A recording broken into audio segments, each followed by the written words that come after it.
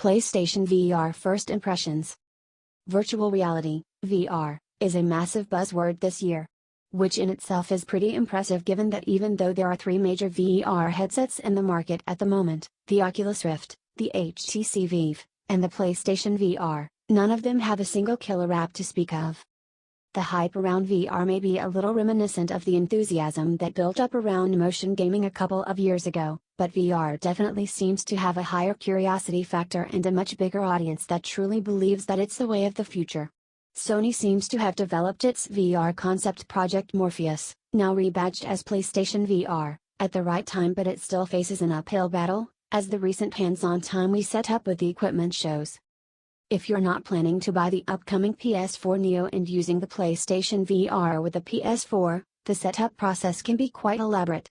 First, there's a separate processing unit that sits alongside your PS4. It's not ugly, and it pretty much looks like a tiny PS4, but it's still a separate box with two cables coming out of it that connect to the PSVR headset. For a company that has managed to keep most things relatively wire-free for last couple of generations, this immediately comes as a step down, not only because of the aesthetics but also because you're physically tethered while you're blind and deaf to the real world.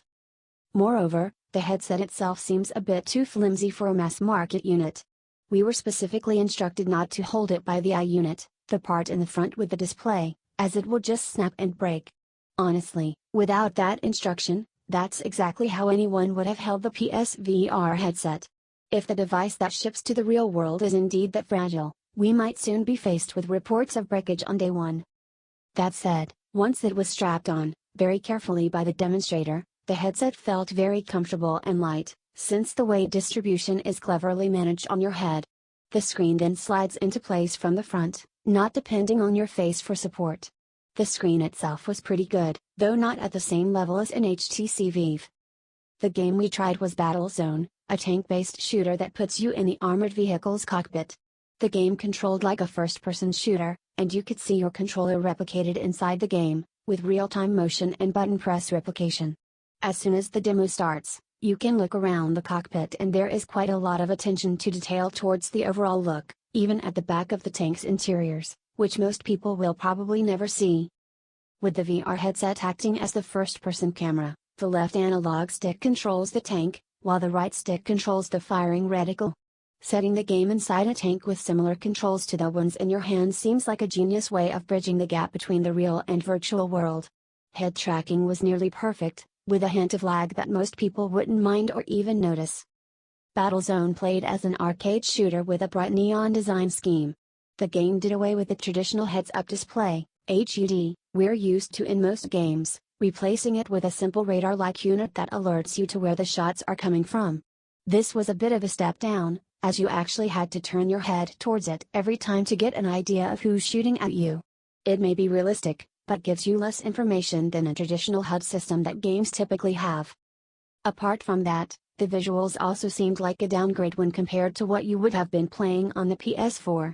When you're watching the screen from up close, the 960 by 1080 resolution per eye just doesn't cut it. Pixels, jaggies, and other details will remind you that you are looking at a screen at all times. The Oculus Rift's resolution of 1200 by 1080 per eye looks a lot better in comparison. Price is one area where the PSVR has an advantage. At $399, approximately Rs.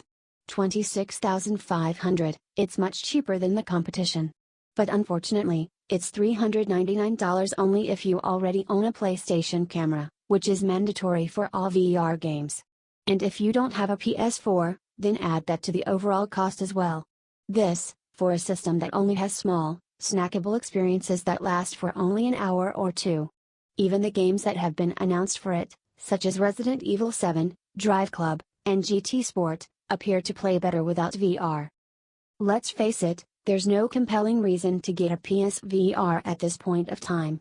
Strapping a headset and having your primary senses cut off from the outside world is not a concept that may ever go mainstream, especially if someone needs to reach out to you in the middle of an engaging experience. Imagine someone at home tugging at you when you're in a horror game. The unit itself is also just too clunky, with the cables sticking out, to be seen in most living rooms, unlike the PS4 and Xbox One S, which are devices worth showing off alongside your HD TV. It will be a matter of time before VR reaches a point where it's not as cumbersome, and requires less setup for a simple gaming session. As of now, this is clearly for hardcore fans and early adopters. VR is definitely fun, but so is motion gaming, and look how that turned out.